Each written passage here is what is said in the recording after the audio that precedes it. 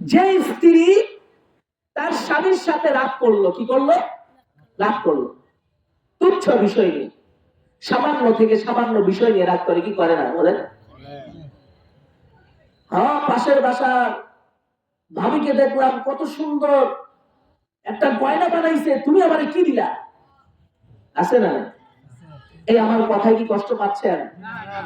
মা বোনরা মনে কষ্ট নিয়েন না, বাস্তব কথা বলতেছি, আপনাদেরকে সংশোধন করার উদ্দেশ্যে বলতেছি।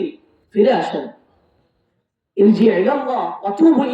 ফিরে আসেন, আল্লাহর দিকে ফিরে আসেন, আল্লাহর কাছেই তওবা করেন।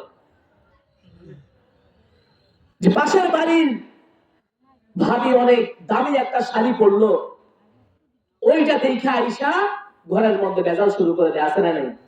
এমনটা করে যাবে। চিন্তা করতে হবে যে ওই যে ভাবিটা দামি শাড়ি পরলো, তার স্বামীর ইনকাম কতটুকু, আয় কতটুকু, ব্যয় কতটুকু, আমার স্বামীর ইনকাম কতটুকু, আয় কতটুকু, ব্যয় কতটুকু। এটা যখন আপনি চিন্তা করবেন, তখন আপনার ভিতরে সমাধান চলে আসবে। না রে, ওর তো তার জামাইয়ের ইনকাম হচ্ছে 1 লক্ষ টাকা, সে যদি 20,000 টাকার শাড়ি পরে সে পড়তে পারে, আমার স্বামীর ইনকামই হচ্ছে 5,000 টাকা, আমি 20,000 টাকা শাড়ি কিভাবে আদায় করতে পারি? কি বলো, এই দাবি করা যাবে? এটা করাটা উচিত হবে না। আমার কিছু মা বোন এমন আছে যাদের স্বভাবটাই এমন, তারা কি করবে? দামি দামি গয়না পরবে, সুন্দর সুন্দর শাড়ি পরবে, আয়সা পাশের বাসার ভাবিকে বল, ভাবি দেখেন তো শাড়িটা কেমন দেখায়, গয়নাটা কেমন দেখায়, ইচ্ছা করে জেলাস করার জন্য, আরেকজনকে জানাইবার জন্য, কি বলে, তাকে কষ্ট দেওয়ার জন্য ইচ্ছাকৃত ভাবে এমন কিছু নারীও আছে এই কাজ করে, করে কি করে না? খবরদার, তোমার এই কারণে যদি ওই মা যায় তার স্বামীর সাথে খারাপ আচরণ করে, স্বামীকে প্রেসার করে যে আমাকে এটা দিতে হবে, তাহলে ওই স্বামী রাগ করার পরে আল্লাহ তাআলার ফেরেশতারা যেমনি ভাবে ওই মাকে লানত দিবে, তুমি করার কারণেও ওই লানতের ভাগীদার তুমি হবা। তাই খবরদার, খবরদার, এমন কাজ কখনো করতে যাইও না। হাদিসের মধ্যে আল্লাহ রাসূল সাল্লাল্লাহু আলাইহি ওয়াসাল্লাম বলেন,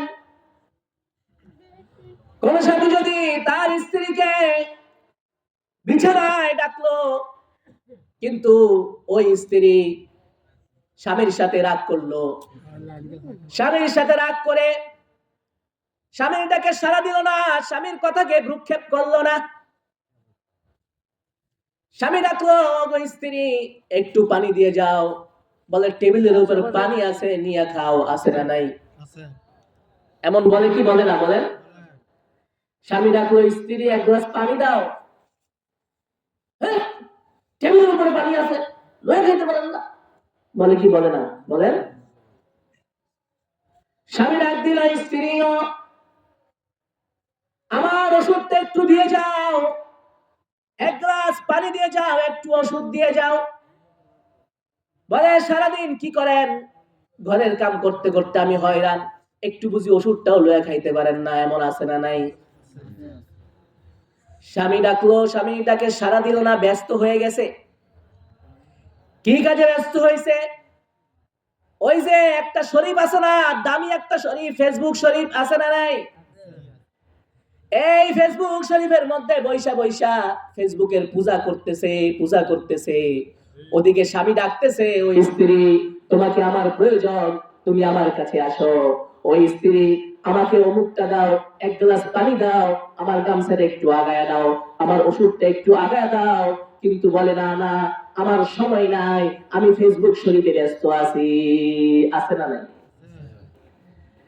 ফেসবুকের মধ্যে সময় কাটায়, ইউটিউবের মধ্যে সময় কাটায়, টিকটক করতে করতে, টিকটক দেখতে দেখতে সময় কাটায়, টিভির সামনে বৈশা স্টার জলসার জি বাংলা দেখতে দেখতে ওখান থেকে শিখে কিভাবে স্বামীকে টাইট দেওয়া যায়, আছে না নাই?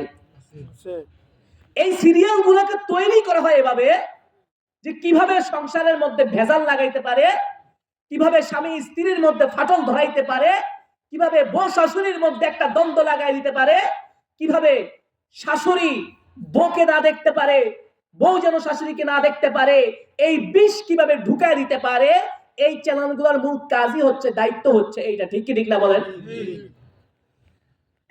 একটা রিপোর্টও পাই নাই যে একটা এই সমস্ত সিরিয়ালের মধ্যে এই জিনিসটা শিখায় দিছে যে কি স্বামী ভক্ত হইতে হবে, শাশুড়ির অনেক খেদমত করতে হবে, শাশুড়িকে নিজের মায়ের মতো মনে করতে হবে, এমন কোন রিপোর্ট আমি পাই না। যতটা রিপোর্ট পাইলাম হুজুর, সারাদিন জি বাংলা দেখে, স্টার জলসা দেখে, আর আমার সাথে খারাপ ব্যবহার করে, আমার মায়ের সাথে খারাপ ব্যবহার করে, আমার বাবার সাথে খারাপ ব্যবহার করে, সব রিপোর্ট এটাই আসে। আল্লাহ রাসূল বলতেছেন, যেই নারী তার স্বামী তাকে ডাকলো কিন্তু ফেসবুকে ব্যস্ত ছিল, ইউটিউবে ব্যস্ত ছিল, টিকটক নিয়ে ব্যস্ত ছিল, সিরিয়াল নিয়ে ব্যস্ত ছিল, স্বামীর ডাকে সাড়া দেয় নাই, আল্লাহ রাসূল বলেন ওই স্ত্রীর উপর যতক্ষণ পর্যন্ত তার স্বামী সন্তুষ্ট না হবে ততক্ষণ পর্যন্ত আসমানবাসী এবং আল্লাহ তাআলাও সন্তুষ্ট হবে না। যতক্ষণ পর্যন্ত না স্বামী সন্তুষ্ট হবে, যতক্ষণ পর্যন্ত না স্বামী খুশি হবে, ততক্ষণ পর্যন্ত আসমানবাসীও ওই নারীর প্রতি অসন্তুষ্ট থাকবেন, স্বয়ং আমার আল্লাহ তাআলাও তার উপর অসন্তুষ্ট থাকবেন। নাউজুবিল্লাহ বলেন।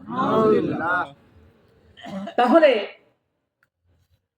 আমরা এই হাদিস থেকে এক নাম্বার কারণ জানতে পারলাম। কয় নাম্বার? এক নাম্বার, যে এক নাম্বার ওই নারী, যেই নারী তার স্বামীর নাফরমানি করবে, যেই নারী স্বামীর অবাধ্য হবে, যেই নারী স্বামীর সাথে রাত করে রাত্রি যাপন করবে, ওই নারীর উপর লানাত আল মালাইকা হাত্তা তুসবিহা, ওই নারীর উপর ফেরেশতারা সকাল পর্যন্ত লানত দিতে থাকবে, লানত দিতে থাকবে। নাউজুবিল্লাহ। এক নাম্বার। কয় নাম্বার?